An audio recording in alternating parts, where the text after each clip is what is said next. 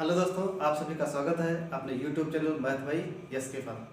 तो दोस्तों आज मैं मैथ का पहला चैप्टर यानी नंबर सिस्टम जिसको हम कहते हैं संख्या पद्धति। तो दोस्तों मैं नंबर सिस्टम आज पढ़ाने जा रहा हूँ संख्या पद्धति। ठीक है दोस्तों। तो दोस्तों संख्या पद्धति की बात करें तो संख्या पद्धति में जो संख्याएं होती हैं, कौन कौन सी संख्या होती है, कैसी संख्या होती है, तो उनको डिटेल से पहले समझ लेते हैं क्योंकि इनसे संबंधित क्वेश्चन आते हैं। तो संख्याओं के बारे में बात करें तो देखो दोस्तों संख्याएं क्या होती हैं। सबसे पहले बात करते हैं संख्याएं। संख्या, ठीक है दोस्तों। तो जो संख्या होती है, संख्याएं कितने टाइप की होती है, तो संख्याओं को हम दो भागों में मेन रूप से दो भागों में डिवाइड करते हैं। पहली संख्या कौन सी होती है, इस टाइप से। पहली संख्या आपकी होती है वास्तविक संख्या, वास्तविक संख्या। और दूसरी संख्या आपकी होती है काल्पनिक, काल्पनिक संख्या, या इसको हम कहते हैं दोस्तों अवास्तविक, अवास्तविक। ठीक है दोस्तों। तो जो संख्याएं होती है वो आपकी क्या होती है, वास्तविक संख्या होती है, और काल्पनिक या अवास्तविक संख्या होती है। तो जो वास्तविक संख्या होती है, ये वास्तविक संख्या दोस्तों जो होती है माइनस इन्फिनिटी से लगाकर प्लस के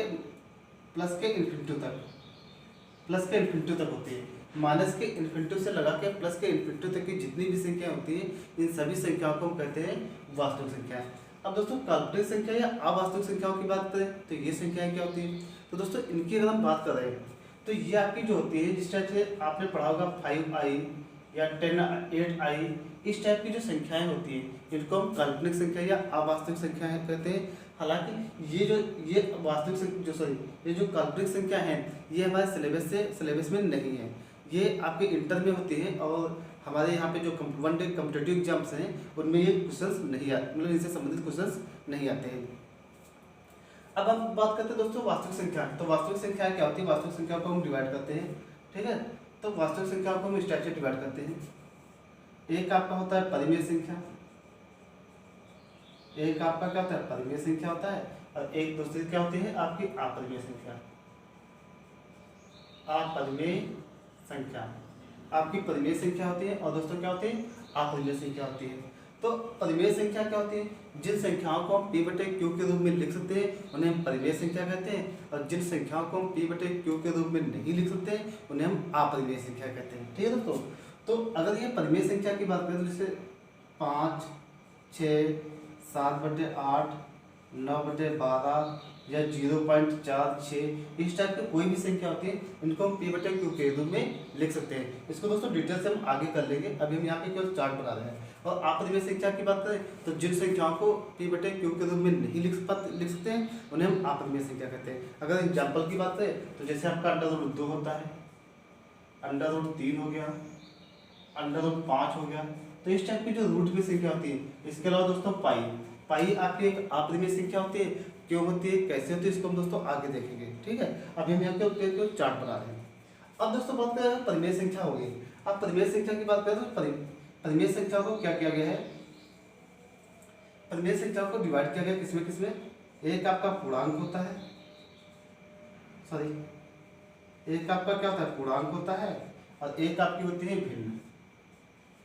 क्या होते हैं भिन्न। तो पूर्णांक आपको क्या होता है, जो जीरो से लगाकर इन्फिनिटी तक की जितनी भी संख्याएं होती हैं वो आपकी पूर्णांक होती हैं। और भिन्न की बात करें तो जो 3/4, 5/6, 8/9 इस टाइप की जितनी भी संख्या होती है भिन्न में जो लिखी होती है उन्हें हम क्या कहते हैं, भिन्न कहते हैं। ठीक है दोस्तों। अब हम बात करते हैं पूर्णांक की बात करें तो जो पूर्णांक है, पूर्णांक में अगर पूर्णांक की बात करें तो देखो पूर्णांक में जो कौन कौन सी संख्या होती है, जो पूर्णांक होता है, पूर्णांक में आपका सम संख्या होती है, सम संख्या।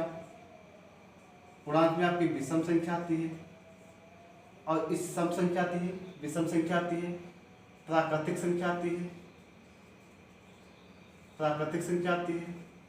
पूर्ण संख्या आती है, भाज्य संख्या आती है, अभाज्य संख्या आती है, और इसके साथ में आपकी आती है एक सहभाज्य संख्या, सहअभाज्य। तो इतनी संख्याएं दोस्तों देखो, एक बार फिर से रिपीट करते हैं। जो आपका पूर्णांक होता है, पूर्णांक के अंतर्गत कौन कौन सी कितनी संख्या आती है, सम संख्या, विषम संख्या, प्राकृतिक संख्या, पूर्ण संख्या, भाज्य संख्या, अभाज्य संख्या, सहभाज्य संख्या। तो इतने टाइप की संख्याएं आती हैं। अब दोस्तों हम करेंगे कि इन सारी जो जितनी भी संख्याएं बताई गई इनको हम डिटेल से 1 बाय 1 पढ़ लेते हैं। ठीक है दोस्तों। तो स्टार्ट करते हैं।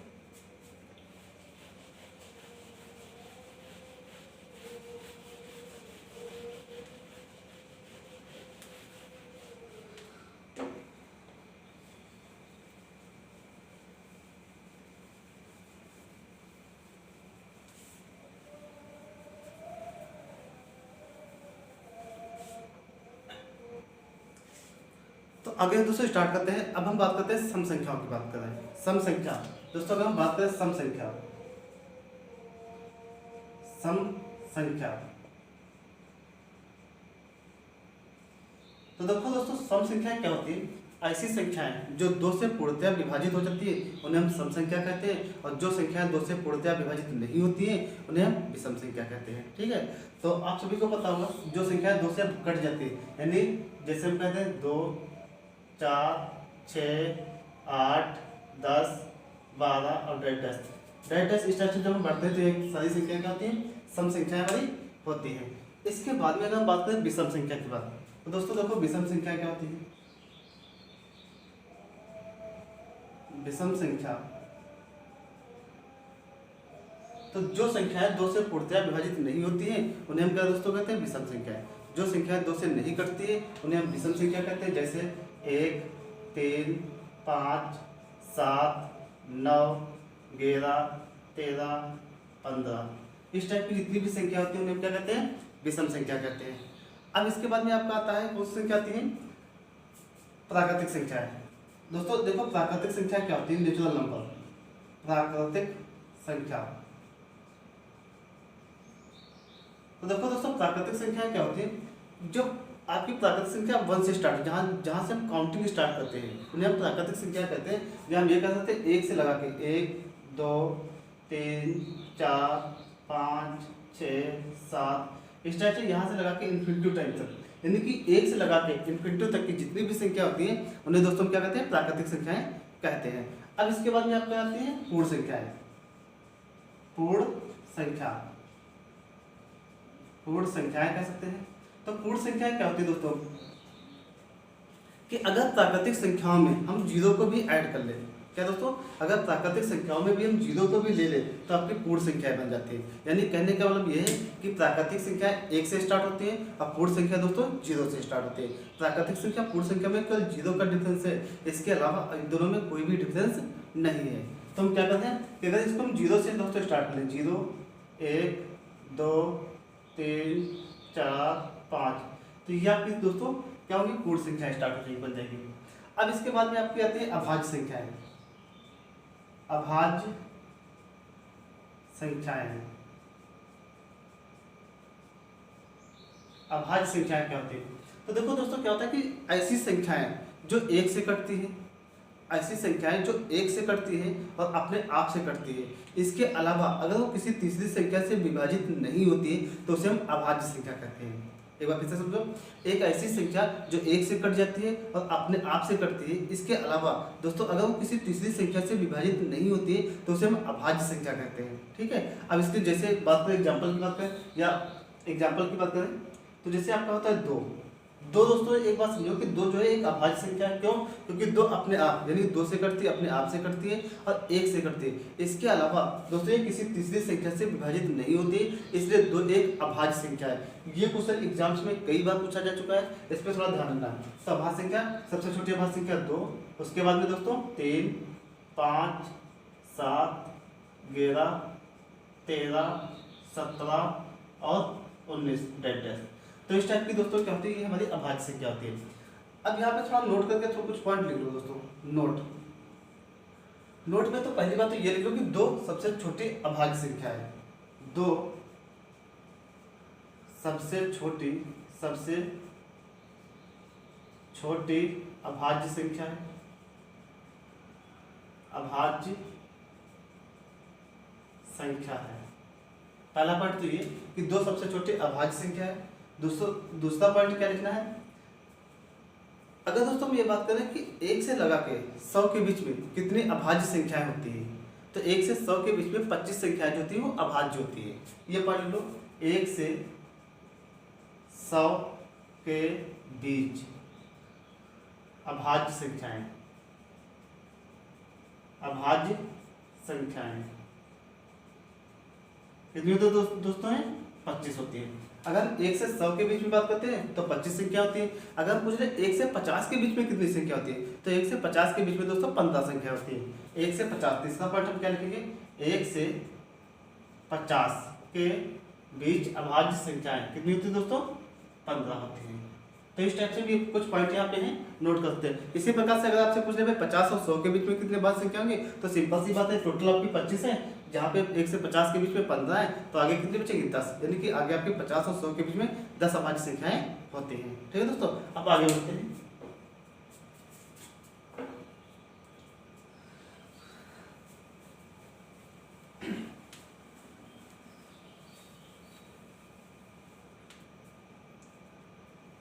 ये दोस्तों हमारी क्या होते हैं अभाज्य संख्या हो गई थी। अब इसके बाद में बात करते हैं भाज्य संख्याएं। भाज्य संख्याएं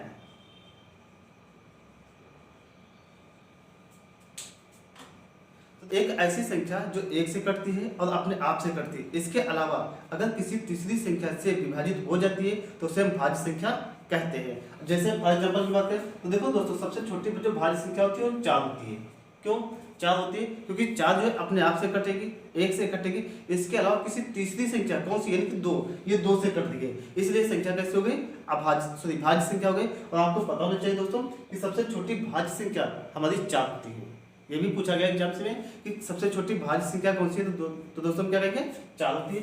4 के बाद में कहेंगे 6 के बाद 8 के बाद में 9 के बाद में 10 के बाद अच्छा दोस्तों यहाँ पे देखना 9 एक भाज्य संख्या है क्योंकि 9 अपने आप से कटेगी, 1 से कटेगी, इसके अलावा दोस्तों ये 3 से भी कट रही है, इसलिए संख्या कैसी है भाज्य संख्या है। 10 के बाद में 12 14 15 16 इस टाइप की जितनी भी संख्या होती है हमारी क्या होती है दोस्तों भाज्य संख्या होती है। अब अच्छा यहाँ पे एक दोस्तों नोट एक पॉइंट एक और लिख लो, यहाँ पे नोट करके एक पॉइंट लिखना है आपको। क्या लिखना है अच्छा सबसे छोटी जो अभाज्य संख्या कौन सी है 2, सबसे छोटी अभाज्य संख्या 2 और सबसे छोटी भाज्य संख्या 4, ठीक है ना। तो एक क्वेश्चन बनता है कि जो संख्या 1 है वो कहाँ गई, ये संख्या 1 कैसी है भाज्य या अभाज्य। तो दोस्तों ये कई बार पूछा भी गया है कि संख्या 1 कैसी है और एक ऑप्शन देते हैं, पहला ऑप्शन देते हैं भाज्य संख्या, सेकंड ऑप्शन अभाज्य संख्या, थर्ड ऑप्शन भाज्य और अभाज्य दोनों और लास्ट ऑप्शन इनमें से कोई नहीं। तो दोस्तों ध्यान रखो कि जो संख्या 1 होती है वो ना तो भाज्य है और ना ही तो अभाज्य है। ये हम यहाँ पे क्या लिखेंगे दोस्तों कि संख्या 1 ना तो भाज्य है ना तो भाज्य है और ना अभाज्य, यानी कि कहेंगे दोस्तों कि संख्या 1 है ना तो भाज्य में आती है और ना ही तो अभाज्य में आती है। अब इसके बाद में हम बात करते हैं दोस्तों सहाभाज्य संख्याएं। अभाज्य संख्याएं तो देखो दोस्तों सहाभाज्य संख्याएं क्या होती है ऐसी संख्या यानी कि ये पेयर में यानी कि जोड़े में होती है ऐसी 2 संख्याएं जिनमें केवल एक कॉमन फैक्टर हो, इसके अलावा इसमें कोई भी अगर कॉमन फैक्टर नहीं है तो उन्हें हम सहाभाज्य संख्याएं कहते हैं। फॉर एग्जांपल समझो, सपोज करो दोस्तों पहले यहाँ पे 10 लिखा है यहाँ पे 13 लिखा है, तो क्या हम कहेंगे कि आपस में किसी संख्या से कटती हैं, इनमें कॉमन फैक्टर 1, यहाँ पे कॉमन फैक्टर 1 मिल रहा है यानी 1 से ए भी कटेगी 1 से ए भी कटेगी, इसके अलावा इनके बीच में कोई भी कॉमन फैक्टर नहीं मिल रहा है तो इनको हम कहते हैं सहाभाज्य संख्याएं। दूसरा एग्जांपल समझते हैं, अगर हम कहते हैं 15 दिया है और उसके बाद में 19 दे रखा है तो ये भी दोस्तों क्या होगी सहाभाज्य संख्या होगी। इसके बाद हम कहते हैं दोस्तों यहाँ पे 14 दे रखा है और यहाँ पे हम कहते हैं 25 तो ये दोनों ये भी देखो संख्या कैसी है सहाभाज्य संख्याएं क्योंकि इनके बीच में कोई भी कॉमन फैक्टर यानी एक को छोड़कर कोई भी कॉमन फैक्टर नहीं है। तो इस टाइप की जितनी भी संख्या होती है उन्हें दोस्तों क्या कहते हैं सहाभाज्य संख्याएं कहते हैं। ठीक है, तो दोस्तों मेरा वीडियो अच्छा लगा तो लाइक सब्सक्राइब जरूर करें। ओके, थैंक यू दोस्तों।